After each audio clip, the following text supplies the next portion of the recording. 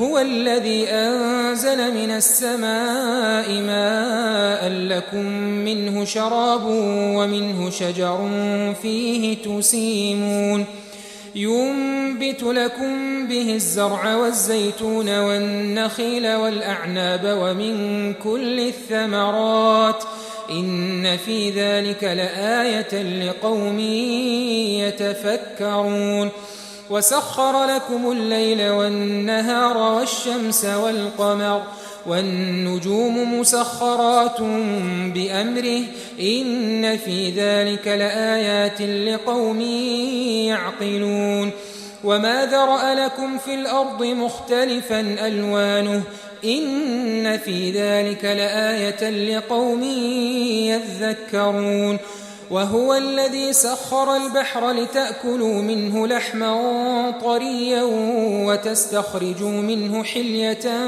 تلبسونها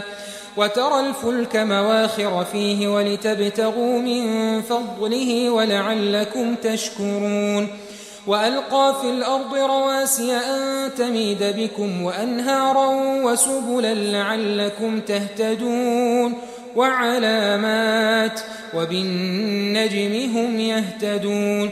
أفمن يخلق كمن لا يخلق أفلا تذكرون وإن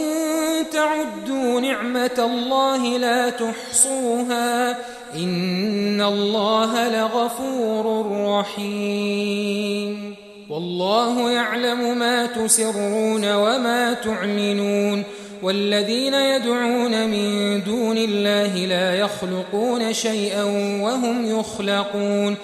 أموات غير أحياء وما يشعرون أيان يبعثون